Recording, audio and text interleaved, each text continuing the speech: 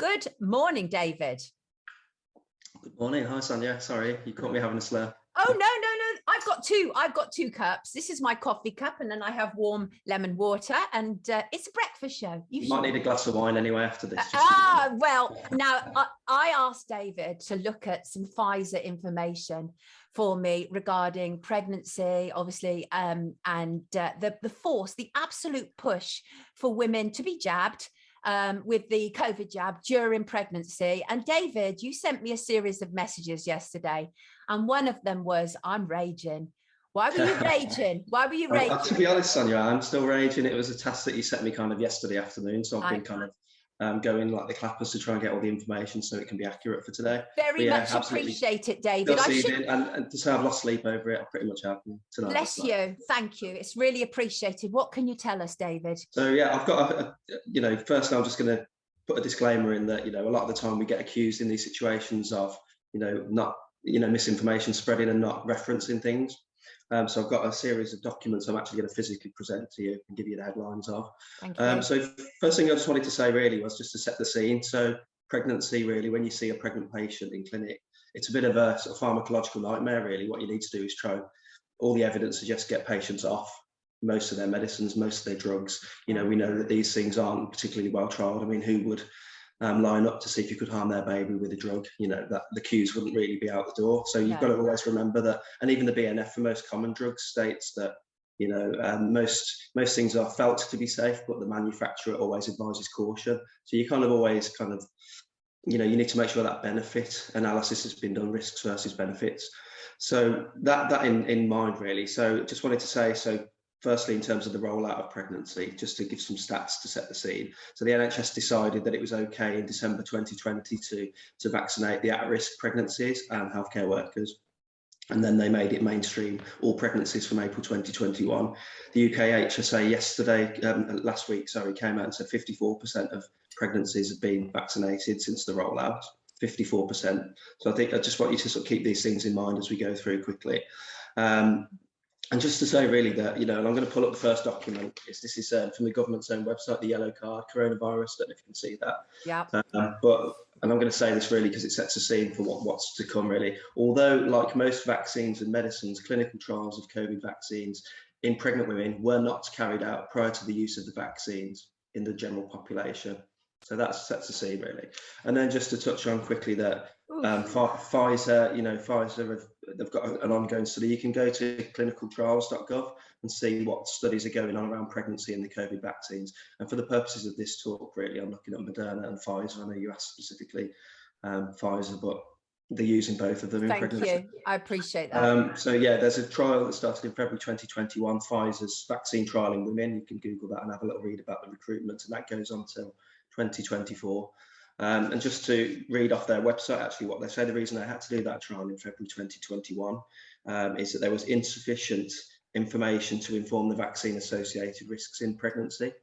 Likewise, Moderna, who have been vaccinating pregnant women, as I mentioned, since April 21, have a trial set up, and they're still recruiting for that trial. September 21 ends in January 2024. So if you didn't feel like you were a guinea pig as a pregnant mom taking the vaccine before you heard that, you definitely are a guinea pig. Now, just to swiftly move on to why are we vaccinating pregnant women? So there was a study done by the UK obstetrics surveillance system, and they looked at deaths and ITU admissions with COVID through the different waves that happened. And I'll summarise it because it's quite early on in the morning, but there were 34 deaths in 22 months from the wild type variant through to the end of the Delta wave.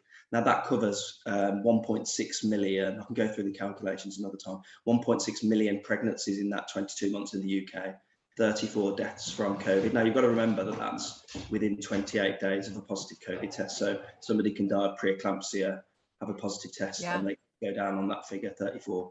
Right. So you've got to place, you've got to realise that the means of vaccinating all these people have got to be justified by the ends. So placing that in context. Right. Really. Now, the next thing I really wanted to show you really, so you're the pregnant patient, you trust in your healthcare professional provider. Just wanted to show you a couple of the bits of propaganda, posters that people are being shown.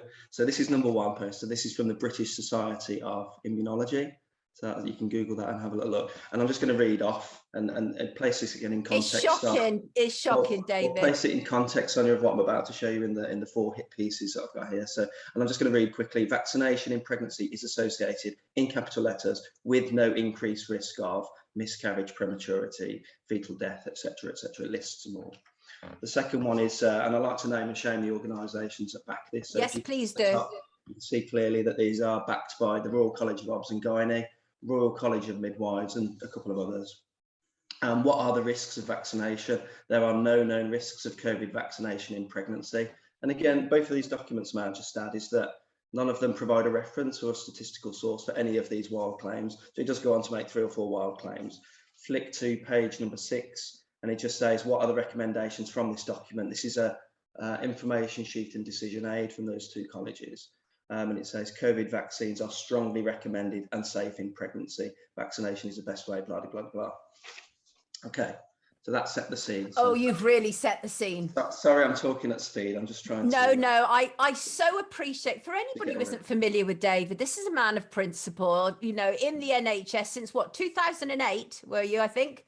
Yeah, 2008. Yeah. Yeah, and resigned on principle because could not prop up the COVID narrative, the jabs, all of it. And that's why David is absolutely the perfect person to be looking at this. And I greatly appreciate it. Thank you, David.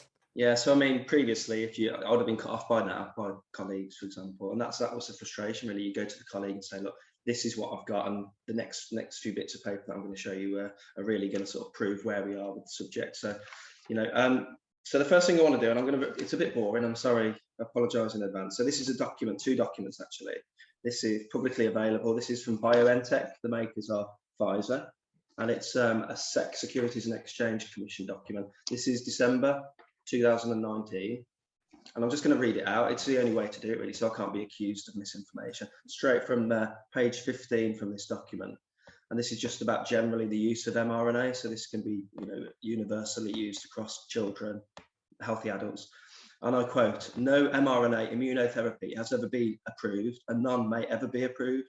mRNA drug development has substantial clinical development and regulatory risks due to the novel and unprecedented nature of this new category of therapeutics." That's the Pfizer.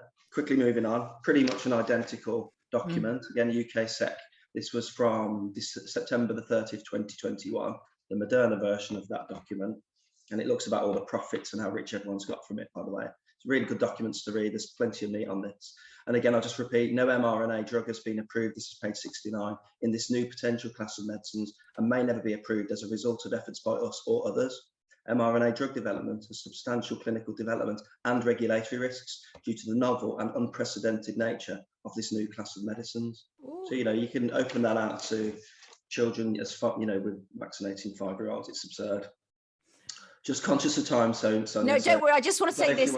They're loving it in the comments. Itzel says that's what you call evidence-based. Well said, Dr. Cartland, and that is what we need. So please continue. Well, the people that you present this to will literally just call you a name at this point and say, no, you're making it up, misinformation, and all that jazz, or just block you or walk away. So this is another document. So now this is the MHRA document. Again, just want to show you so you can see it in black and white. I felt like getting a cartridge pen out like John Campbell at one point and bring around these things. But so this is the public assessment report, and it's dated the 4th of June, 2021. And it's the toxicity conclusions on page 21 that I'm reading the following from. In context of supply under Regulation 174, it is considered that sufficient reassurance of safe use of vaccine in pregnant women cannot be provided at the present time. However, use in women of childbearing potential could be supported, provided healthcare professionals are advised to rule out any known or suspected pregnancy prior to being vaccinated. So it's saying that in their own, this is the MHRA document, okay, specific to Pfizer this is. And again, in case you didn't hear enough there, they repeat it again on page 44. Therefore, BioNTech Pfizer jab is not recommended during pregnancy, underline there. I mean, this is shocking. And this document is June 2021. And if you remember the first thing I said to you, I know it was early, but you know, April 2021, we were vaccinating pregnant women, everyone. And it was December 2020 that they were vaccinating at risk. I think that was right, wasn't it? Yeah, December 2020. So they knew the risks before these women were vaccinated. Well, yeah, I mean, this is the real. So you asked me to look at a bit of the Pfizer dump. So this is the document from the February Pfizer dump. Because again, what I would say is a lot of this stuff is deep within these 200-page documents. It makes it impossible even for doctors and statisticians to really dig out, the detail. It's hidden in plain sight, as they say, isn't it? Yes, so this is, and I want to tell you exactly what this study is. And I know people have talked about this before, but I'm not sure if your viewers are aware of this. So this is the BioNTech, so Pfizer, and it's page 5.3.6, cumulative analysis of post-authorization adverse event reports. So this is after that this has been given to human pregnant patients. And the page I want to draw your viewers' attention to is page 12. So just to give it you there. Now, I've written on the back actually because there's lots of numbers. So they looked at 274 mothers that were incidentally pregnant during the vaccination program. And interestingly, so the 270 mothers, I am literally reading this off the back, by the way. 270 mothers studied. Now, this is how shoddy the science is. So you need to be following up that small sample of 270 mums. However, 238 of them had no outcome recorded. So they lost 238 of the pregnant women from that study. So that leaves 30, I'm not very good at maths at this time in the morning, but 32. Now let me read the outcomes of this. 32 pregnancies that they accounted for. 5 outcome pending. So you've got to take 5 off the 32, 27. Of that 27, and I'll read them out. 23 spontaneous abortions, as in loss of baby. 2 premature with neonatal death. 2 spontaneous abortions with intrauterine death. 1 spontaneous abortion with neonatal death, 1 normal outcome, 1 living baby out of that 32. That's what you got to remember. So it's an incredible piece. Wait a second. I just need to repeat that. 1 living baby out of 32, David. Yeah, out of the 32. That's correct. Yeah. So that's fine. Moving on to the next bit. It's a paragraph literally below it. It looks at the adverse events reported in those 270 moms, and that's a bit more simpler. 146 of the 270 moms didn't have an adverse event, and that was 54% of that cohort. However, 46, so 1 in 2 pretty much, just to keep it simple, 1 in 2 were having an adverse event in this so-called safe drug that we give to our unvaccinated pregnant moms and their unborn babies. And then the adverse effects were split then into 2, serious or non-serious. So of that ratio, 124 adverse events, 49 were non-serious. So 18% of the 270, and 75 out of the 124 were classed as serious adverse events, and it goes on to list some of those there. So, and then it talks about breast milk and breastfeeding, etc. So I mean, this is huge. This is huge. I mean, this is exactly why. I mean, on one page there, these are revelations, these are truth bombs. And you've got to remember that how do they justify producing, literature, as I just showed you at the beginning? Look, and I'm going to repeat this. British Society for Immunology, vaccination in pregnancy is associated with no increased risk of, and it lists all of these pregnancy-related things, miscarriage, I mean, how many were there in that small group? And again, it's completely safe, according to the Royal College of Obs and Gynae, Royal College of Midwives. There are no known risks of COVID vaccination in pregnancy. Says it right there. I mean, I'm stunned. This is stunning. I mean, I've been shaking all night, Sonia. I mean, Mike, actually, Plandemic Hike says it's genocide, and Democracy Zig said this is murder. I mean, I know these are strong words, David, but that's what it appears to be. I mean, in defence of the Pfizer document, obviously there is that 230 odd unaccounted for, so they might all be living babies. But why are they unaccounted for, though? Well, this is a study that you're rolling out to the population of the world. You need to make sure in that small sample of 270, you've been bothered to be robust enough in your methods to see what happened to those 238 women.